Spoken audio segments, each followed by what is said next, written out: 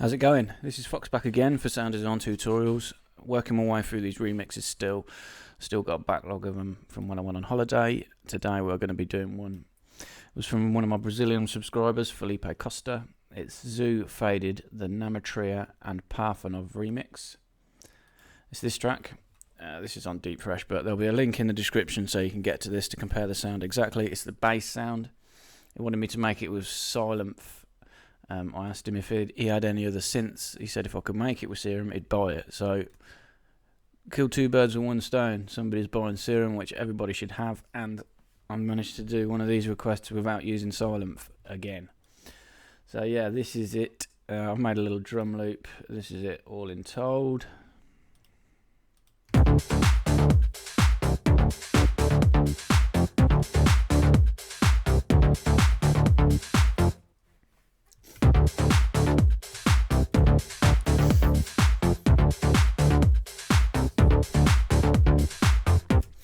We've got two layers here. I'll just say quickly subscribe if you like this. Facebook, Google+, it's Sound Design Tutorials. Make sure you subscribe, it really does help me out. This patch is free to download in the description.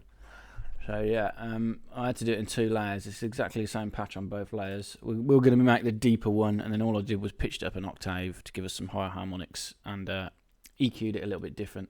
So this is the lower sound. This is the main sound that I made.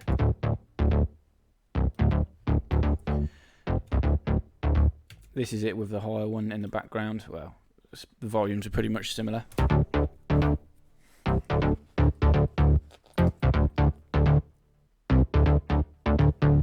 was definitely a twin layer sound. There was too much going on higher end for it to be just a bass patch on its own.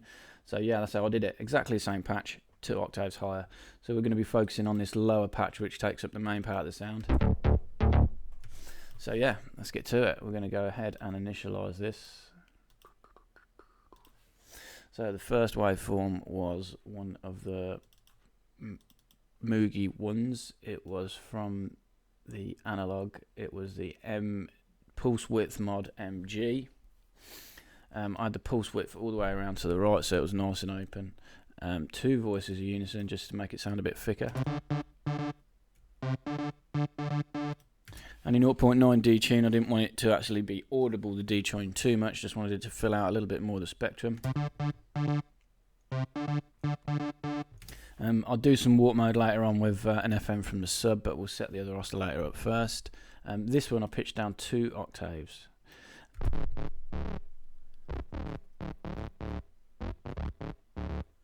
So yeah, I'll just show you the notes I got in the MIDI clip quickly. They are ranging from C2 to F2, so typical bass territory. So if you want it to sound exactly the same, you're going to be able to use the notes across that sort of section. So yeah, that oscillator A was pitched down 2 semitones. Didn't do anything else. So I'll use a warp mode later on. Oscillator B is a saw. Pitch this one down 1 octave, just the basic saw you get out of the box. 2 voices unison again. Detune just a little bit less, 0.5.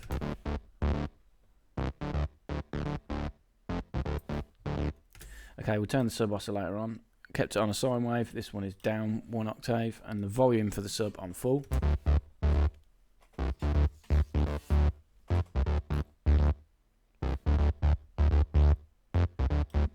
We want the polyphony on 1 because it is a bass patch.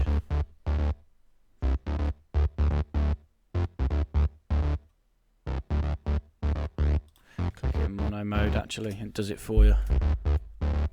Okay, as with all deep house basses, it is really straightforward to make this sound. It's all to do with the effects we process afterwards and the filter choice and the envelope on it. So I changed it to an MG low 24, so it's a steeper curve than the standard filter that you get.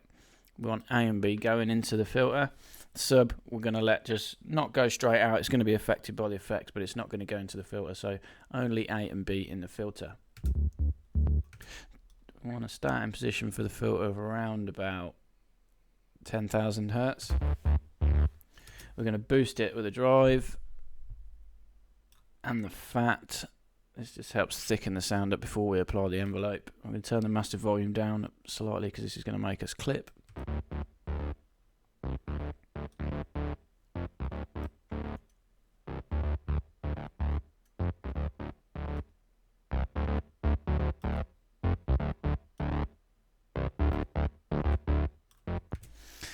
Okay, nothing. So not sounding brilliant at the minute. So all has to do with the effects and the envelope that we apply. So we are going to use one envelope to do all the work. It's the only modulation source I've got, and I always use envelope 2. Envelope 1 is always mapped to the amp volume, so whatever you do with that changes the overall volume.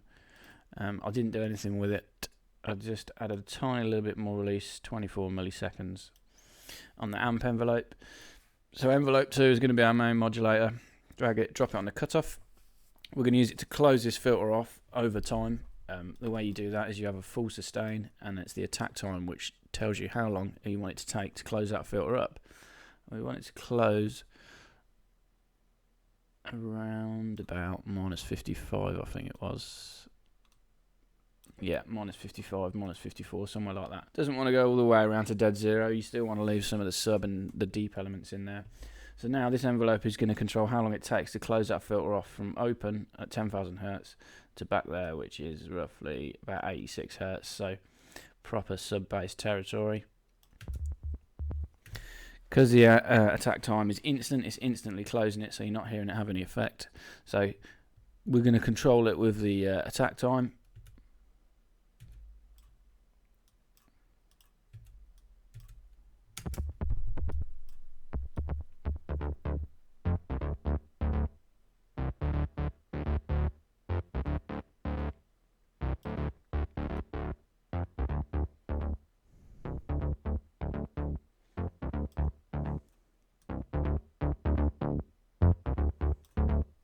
You can hear slightly little clicking and pulsing at the end of the notes. That's because we need to give it some release to make sure that the notes are not starting to abruptly after each other. I had about 330 milliseconds, something like that.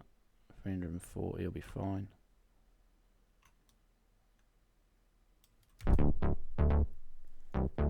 A positive curve rather than a negative curve. This is pretty much too fast, too slow. Sorry, I want it to be quicker.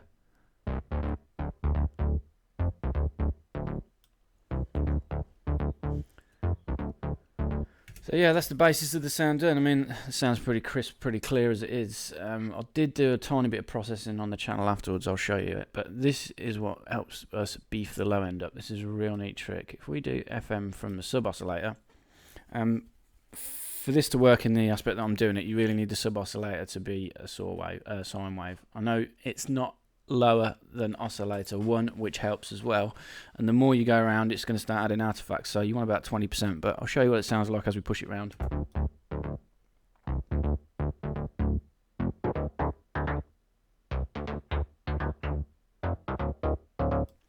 So 33% that is, that's really giving it a grainy sort of FME edge. That's quite common in a lot of the basses people are doing nowadays, but if we pull it down just slightly,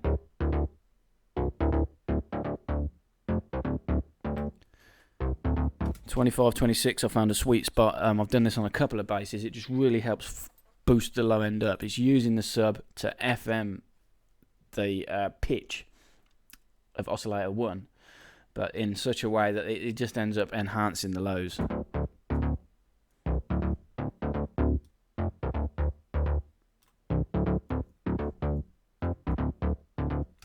Very cool. Yeah, that is it, I think. Yeah, so that's it. That's the basic patch done. We just need to add the effects now. I didn't use any LFOs, any other envelopes. Real straightforward. It's all about the choice of envelope, the choice of filter, and the speed that you get the envelope to close up. Or if you have the filter closed to start with, speed that it opens and then closes back up. But yeah, the effects are what make this.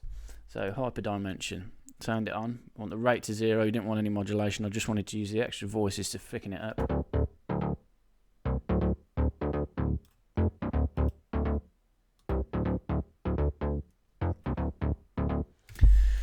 The most important part for this sound was the multi-band compressor.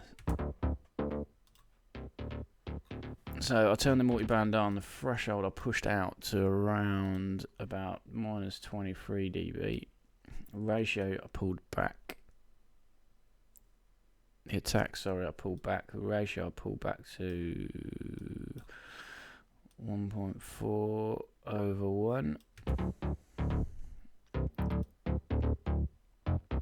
So once we set the attack up, didn't want it to come in instantly. I wanted to have a slight delay on the attack. It's only 41.4 milliseconds, so it's nothing really.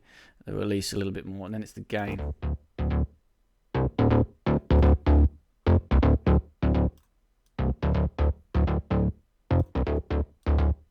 Pull the master back so it's just not clipping. This in red, it's not doing anything bad, don't be scared by it. It means that the compressor is working. It means the volume is reaching a threshold at a point where then it's then being compressed. The master's not clipping, which is good.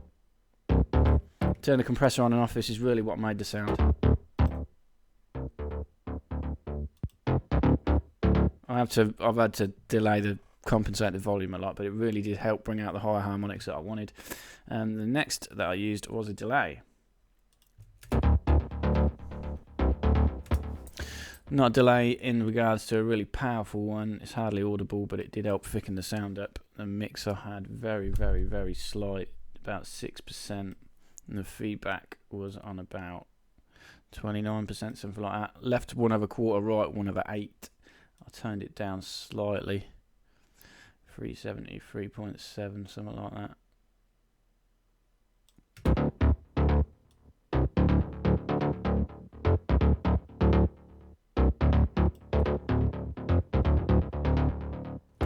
I mean, I might assign a macro. I'll assign a macro to that quickly so you can dial in the delay as per you want it. So drag it, drop it on it, macro 1. We'll call this delay. So now you've got control of the delay yourself.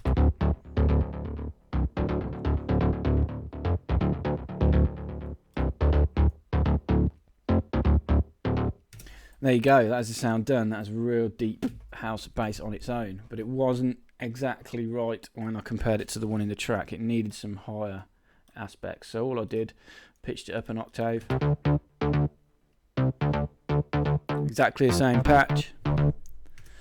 All I did on this one was cut the lows out 118 Hertz, so the other part was taking part of the real bassy part of the sound. This one I boosted around about 120 Hertz. Again, just reinforcing the lows, and I've rolled the highs off slightly to make room for this one. On the group, I've got a max bass from Waves. It's not doing an awful lot. It is reinforcing the lows slightly. The response time out at 14.3. And then this EQ curve on the group was just to help bring out the mids again. I've boosted from around 200 Hertz to 1000 Hertz, but all the way up to about 700 Hertz actually. I'll turn this EQ on and off on the group so you can hear the difference.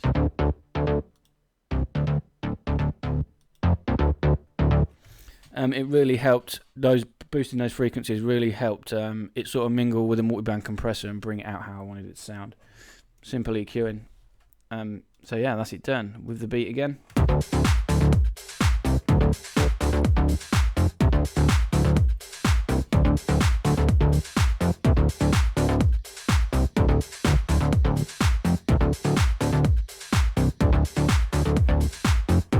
There you go. Well, it's been a joy using Serum to make these basses rather than Silent. So much easier, so much more you can do. This is probably the closest I've ever got. It's pretty much bang on. When I was referencing it to the track I made, it was pretty much perfect. Yep, really, really good. Serum, if you haven't got it, go and get it. But yeah, thanks for watching as always. As I said, link in the description where you can get this. Download it for free, and also the link to the original track where you can compare it yourself. As always, stay tuned. If you've got any more requests, send them over to my Facebook page. Thanks for watching. Cheers.